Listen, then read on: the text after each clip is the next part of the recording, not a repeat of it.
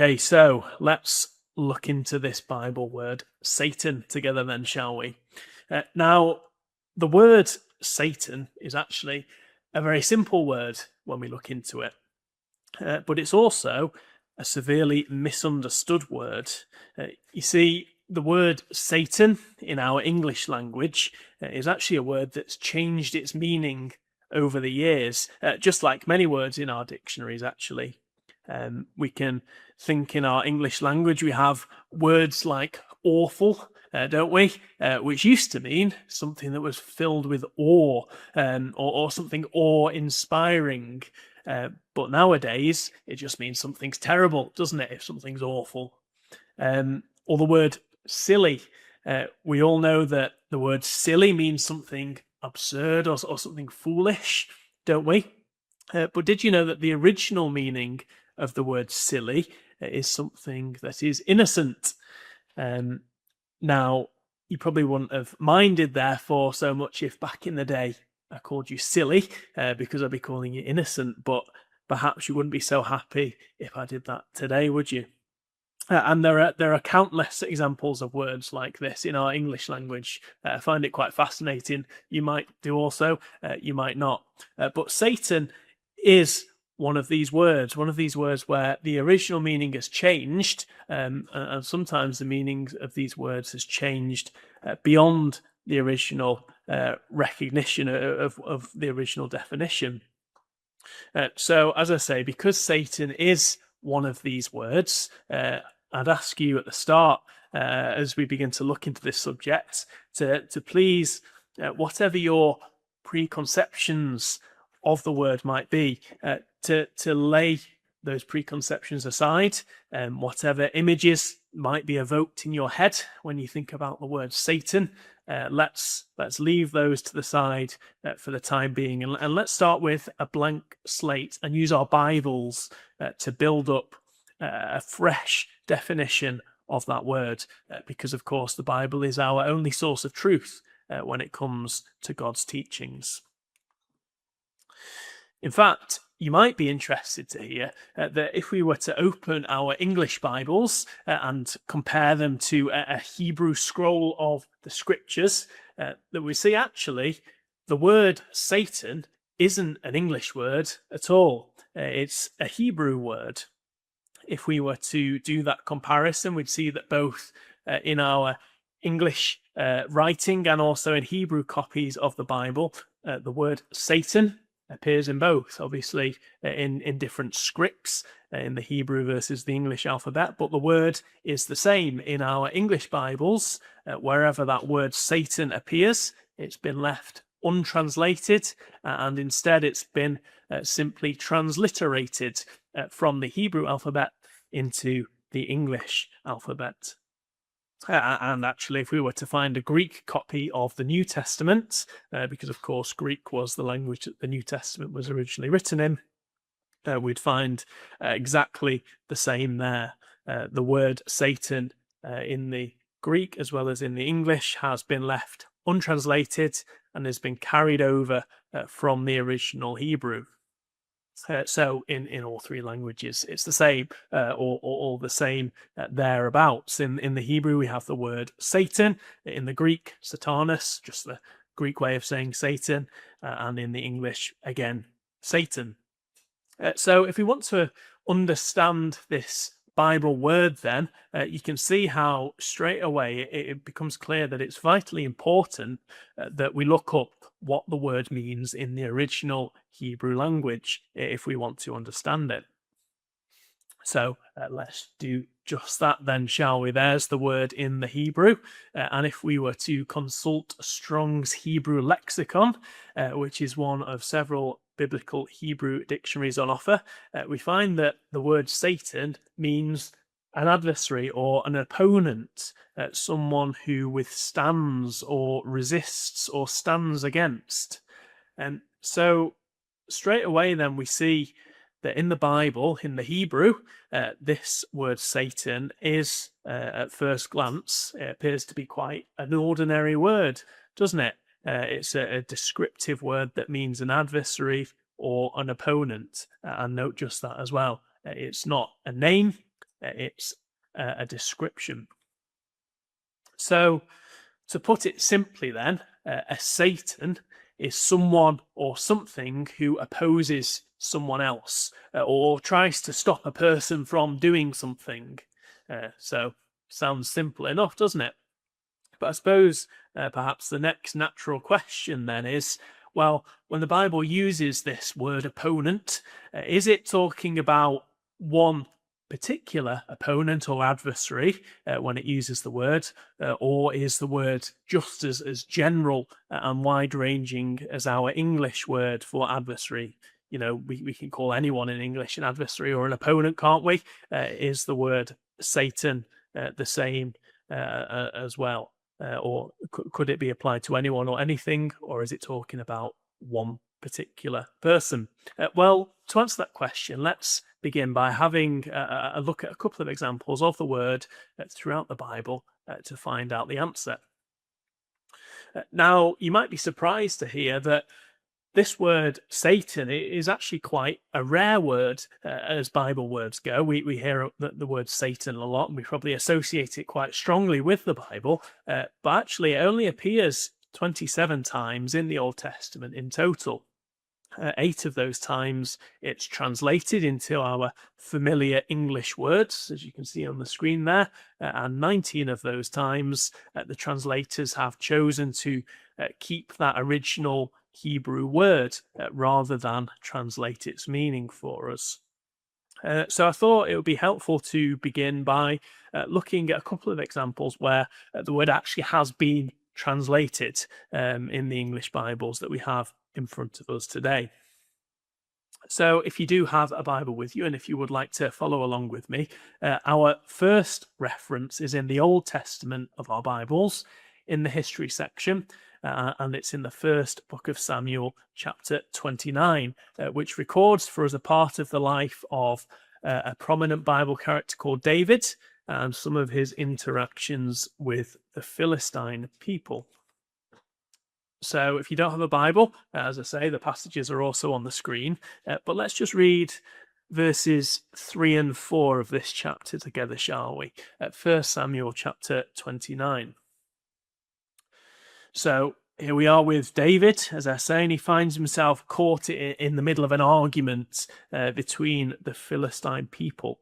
The Philistines throughout the Old Testament being enemies of the people of Israel, of whom David was a citizen. Verses 3 and 4 then. Then the princes of the Philistines said, "What are these Hebrews doing here?" And Achish said to the princes of the Philistines, "Is this not David, the servant of Saul, king of Israel, who has been with me these days or these years? And to this day I have found no fault in him, since he defected to me." But the princes of the Philistines were angry with him. So the princes of the Philistines said to him, "Make this fellow return, that he may go back to the place which you have appointed for him, and do not let him go down with us to battle, lest in the battle he become our adversary." And there's the word. For with what could he reconcile himself to his master, if not with the heads of these men? And so in this passage, and we'd see this in a bit more detail if we were to read the whole chapter, and we don't have time to do that just now. Feel free to do that in your own time. But we see in the chapter as a whole how David, along with his men, the people who were following him, they're on the run. They're outcasts from Israel at this time because they're being persecuted by Saul, king of Israel. And so because of this, to try and find safety, they choose to form an alliance with one of the commanders of the Philistine army.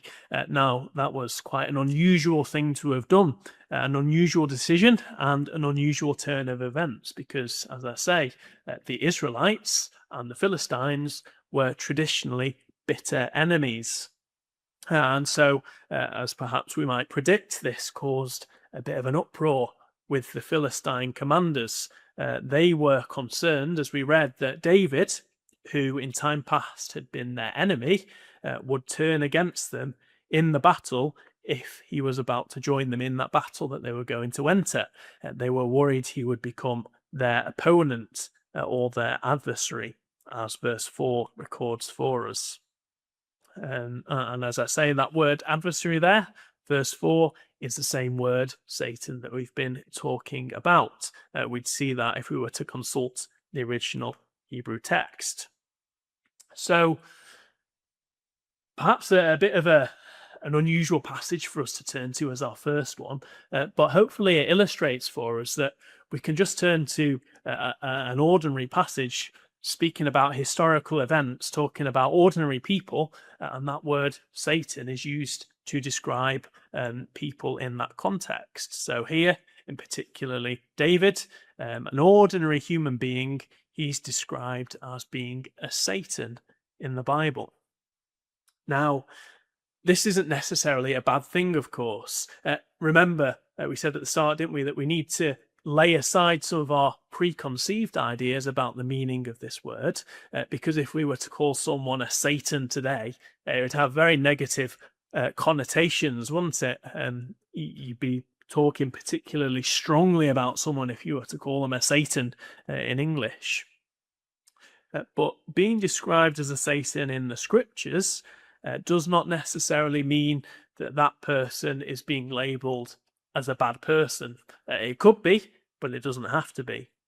In fact, elsewhere in the Bible, David is described as being a great and a very faithful man. Actually, he's called a man after God's own heart, which is high praise indeed, a glowing character reference of him. However, on this occasion, he was that Satan, he was that adversary or opponent to the Philistine army, because he was someone who might have gone on to oppose them in the battle because his true allegiances were elsewhere. So let's turn up another example then, shall we, just to confirm for ourselves that this word is indeed used in this way consistently. Slightly further on in the Bible record, we read about David's son Solomon. And in the first book of Kings, chapter 11, we read these words about Solomon in verse 14. It says, "Now the Lord raised up an adversary against Solomon." There's the word again, a Satan against Solomon. Hadad, the Edomite. He was a descendant of the king in Edom. So again, same word there. And again, it's applied to an ordinary person, isn't it? In this case, a man called Hadad becomes this adversary, this Satan, to Solomon. These two rulers of neighboring nations were in opposition to each other. And in fact, we see how God himself was the one who brought about this situation. And in fact, if we were to read a bit further on in chapter 11, we'd see that Solomon actually acquired quite a lot of these opponents described as Satans because he turned away from God. If we just look at verse 23 of that same chapter again, we see how God raised up another adversary against him, Rezon this time. And verse 25, he was an adversary of Israel all the days of Solomon. So not only were these men adversaries to just Solomon, they were adversaries to the whole nation of Israel at that time. But again, note just that these were men who were in opposition to Israel and in opposition to Solomon. They were kings, they were leaders of nations, but they were just flesh and blood. There was nothing mysterious about these people. Now, as I say, we could look at loads of these examples in the Old Testament. We could look at all 27 if we had the time to do so. And I would encourage you to examine a few more of those in your own time if you get the chance to do so. But I want to just move on now because actually it isn't just people who are given this description of Satan in the Old Testament, and it's instructive to look at those examples as well, I think. So our next example then comes in the book of Numbers near the start of our Bibles. And in the book of Numbers, we have an account of a man called Balaam. Now, Balaam was a prophet, but someone the Bible describes as being a wicked man, someone who didn't follow God.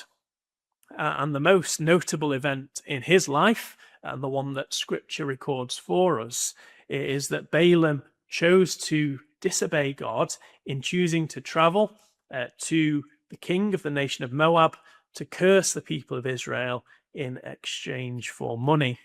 And let's pick up the account then in Numbers chapter 22, and we'll read just a couple of verses from there.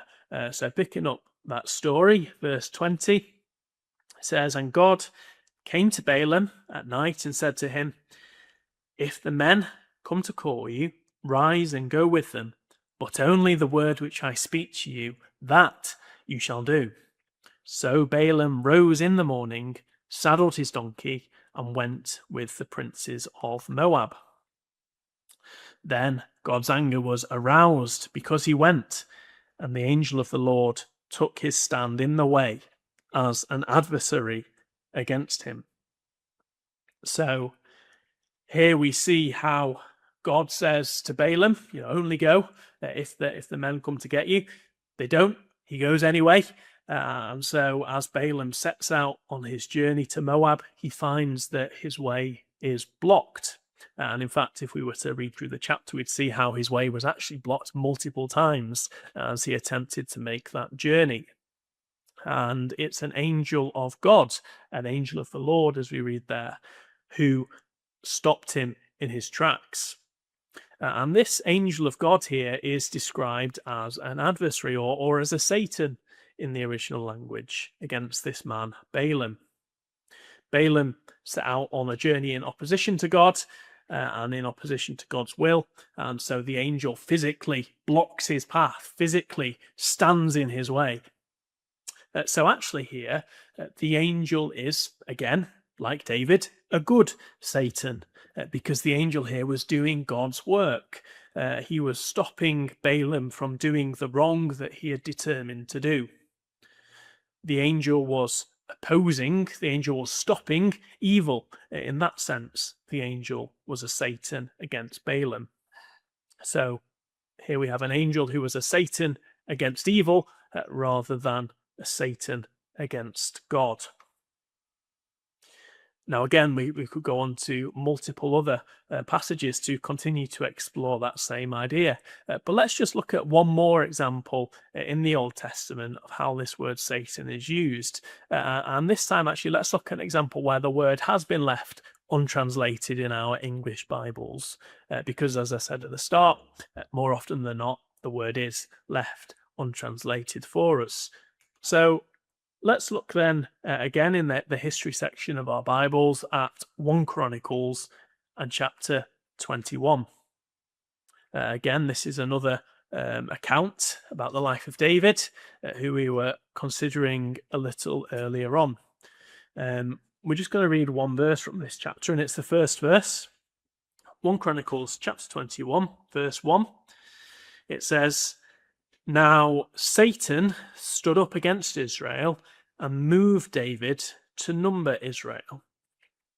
So a bit of a mysterious introduction to the passage at first glance, isn't it?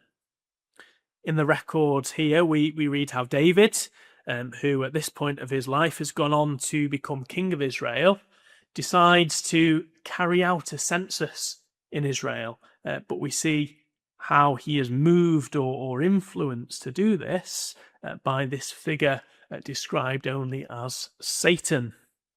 So who is this Satan then who moves David to carry out this count of the number of fighting aged men in Israel?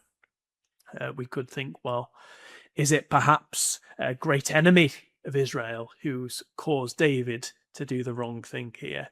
Or perhaps a devious person who's tricked him?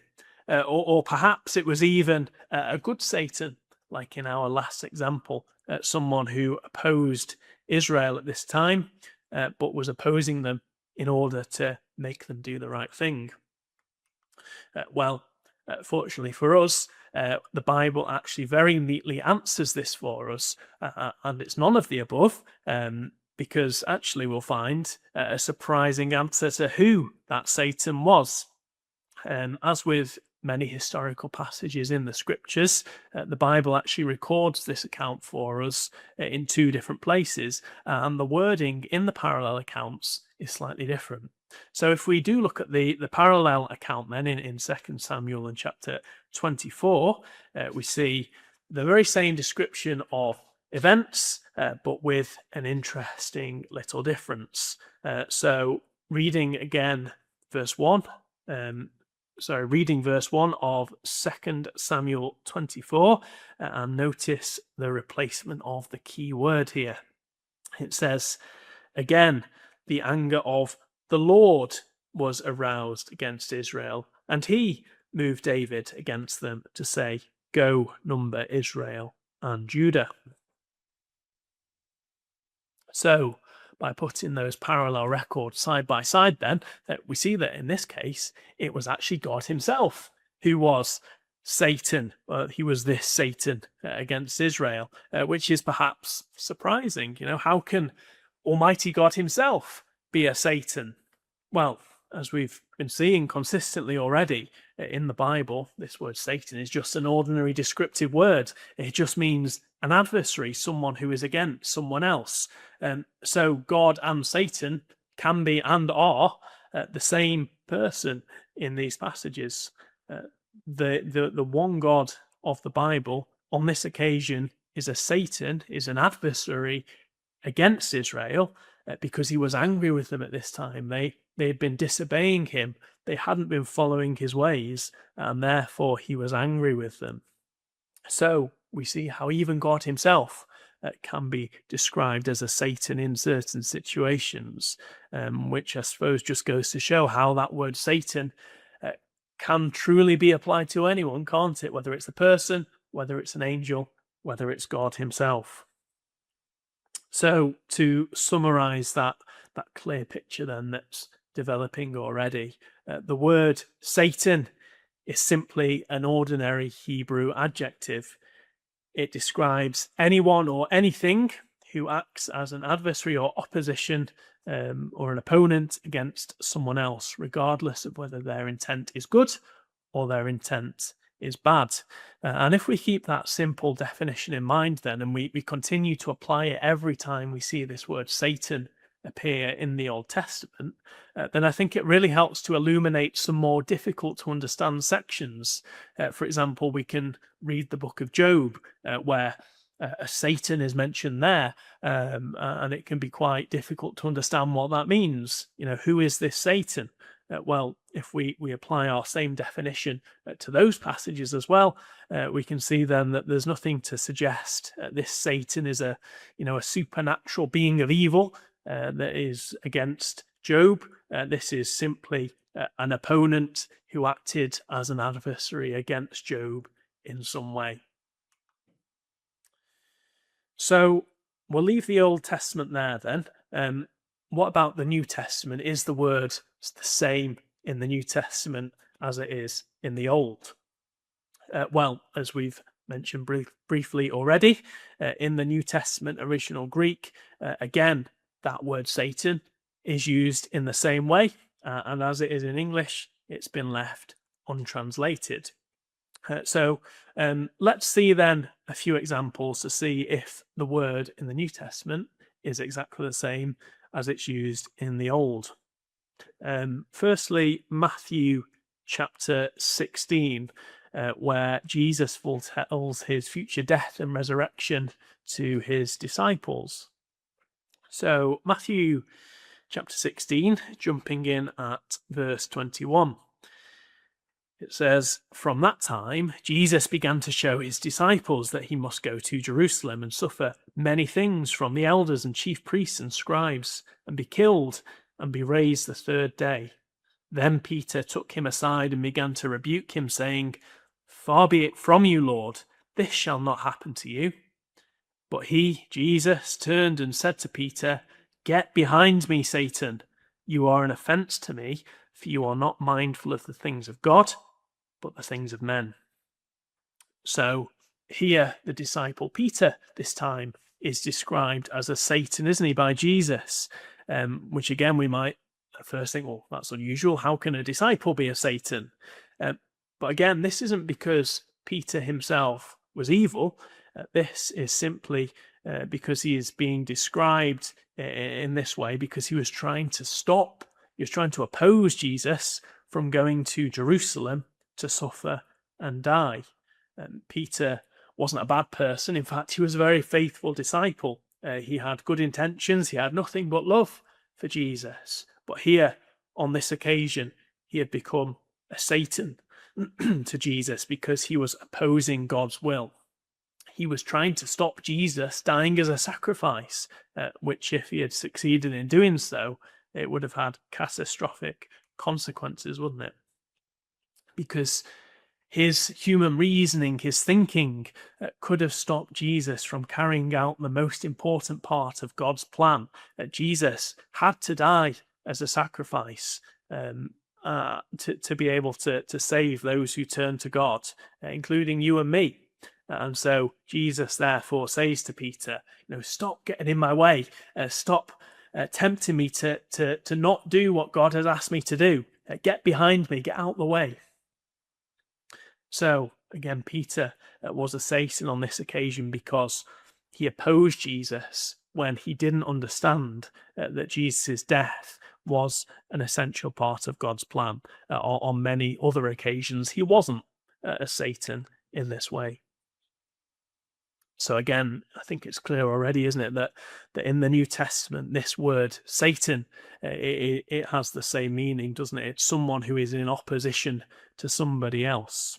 Actually, in the New Testament, we find the word is specifically used for someone or something that is in opposition to the gospel, which is, a bit more focused in the meaning of the word, isn't it? But again, the meaning is the same. It's an opponent.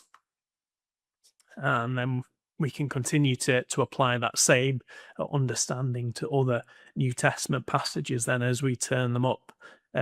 For example, in 1 Thessalonians chapter 2, Paul describes how he was hindered by a Satan as he tried to preach the gospel message. He was prevented from doing so as he went to visit the Thessalonian believers. And therefore we can see that this Satan is just simply some opposition that he faced as he tried to do so. But actually, the Bible explains to us that for every one of us, our own greatest adversary, our own greatest enemy, isn't actually any external opponent. It is, in fact, our own sinful selves. We are so often a Satan to ourselves, unfortunately, the Bible explains. And this is because we so often give in to our own desires to sin. And that then stops us, that then opposes us from following the Lord Jesus. And this is why the Bible sometimes also uses this word Satan to describe not just another person, another third party. It sometimes uses the word Satan to describe people's own sinful desires. We'll just look at one example of this, and it's in the book of Acts. And in the book of Acts, we read about a man called Ananias who gave into the temptation to sin. Just reading that passage now. It says, "But a certain man named Ananias, with Sapphira his wife, sold a possession, and he kept back part of the proceeds. His wife also being aware of it, and brought a certain part and laid it at the apostles' feet." And apologies, this is Acts chapter 5 for those of you following along. Verse 3, "But Peter said, Ananias, why has Satan filled your heart to lie to the Holy Spirit and to keep back part of the price of the land for yourself?" So here in this passage, we read about this man, Ananias, someone who actually was a follower of Jesus, but someone who had decided to lie about a donation of money that he'd made to God. He said he's given all of the money from the proceeds of a sale of land. Actually, he'd only given part of that money. And the verse says, therefore, that Satan had filled his heart to lie, which is interesting, isn't it? But if we read the next verse, verse 4, it actually explains to us who this Satan was. So verse 4 then, it says, while it remained, while you still owned this land and this money, was it not your own? And after it was sold, was it not in your own control? Why have you conceived this thing in your heart? You have not lied to men, but to God. So here it's you, Ananias, isn't it, who has contrived this deed in your heart? Ananias's heart, his sinful desire to do the wrong thing, was a Satan to himself, because he gave in to his temptation to sin against God. So the word Satan here is used to represent Ananias's sinful thoughts, his sinful desires that were opposed to the things of God. Verse 4 there clearly shows that they were his own thoughts, doesn't it? They weren't thoughts that were put there by anyone or anything else. These were thoughts that he acted on himself. And actually God, we'll see if we were to read on in the chapter, went on to punish Ananias with death because of the severity of this thing that he had done. And of course it would have been unfair to have done this if another wicked external being called Satan had made him do it. But we know that God is fair, and therefore Ananias himself was responsible for this sin. So putting the two verses together, Satan has filled your heart, you have conceived this in your heart. Satan represents Ananias's own thinking. And the Bible is very clear, time and again in other passages, that the choice to sin comes from the human heart. It's not put there by anything else. Temptation always comes from within ourselves. Now, of course, that temptation might be triggered by something that we see, something that we hear, by a situation that is out of our control. But ultimately, we are tempted by our own desire to sin, and we have been given free will by God to choose between listening to what we want to do or listening to what God says we should do instead, even if it's a hard decision to make. The letter of James spells this out very clearly for us in chapter 1. It says, let no one say when he is tempted, I am tempted by God, for God cannot be tempted by evil, nor does he himself tempt anyone. But each one is tempted when he is drawn away by his own desires and enticed. Then when desire has conceived, it gives birth to sin, and sin, when it is full grown, brings forth death. So it's clear then, isn't it, that there's no powerful evil being called Satan. Instead, Satan is just this ordinary Hebrew word that can be used to describe anyone, even you and me. It was tempting actually to, illustrate this presentation with fire and pitchforks and horns and the colour red and all things like that. But in actual fact, these don't have anything to do with the word Satan, even though that's what so many people associate with the word today. And I think perhaps that's why this popular image, but this wrong image of Satan has stuck in the collective consciousness so much, because it's such a memorable and visually powerful image, isn't it? But as we've seen, this isn't a Bible idea. The Bible is clear time and again that there is only one God who is all-powerful, who created everything, both light and darkness, and has no rival. Let's just look at our final passage in Isaiah 45 and verses 5 to 7. And God says there in those verses, I am the Lord, and there is no other. There is no God beside me. I will gird you, though you have not known me, that ye may know from the rising of the sun to its setting, that there is none beside me. I am the Lord, and there is no other. I form the light and create darkness. I make peace and create calamity. I, the Lord, do all these things. So we see then that the need to put to one side and ignore the commonly understood definition of Satan today, and instead use the true Bible definition of the word. The Bible word Satan is simply that Hebrew adjective used to describe someone or something that is an adversary or who acts in opposition to someone else. And that's all there is to it. A very simple word, an often misunderstood word, but I hope that has helped you in your understanding of the word as you read through your Bibles and as it comes up in its pages.